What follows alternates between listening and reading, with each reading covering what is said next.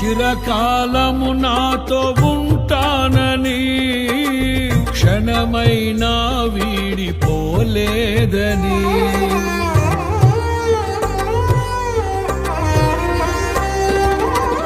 నీలో నన్ను చేర్చుకున్నావని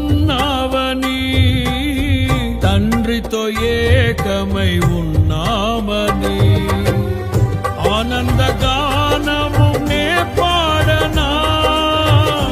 ఆనందగానము నే పాడనా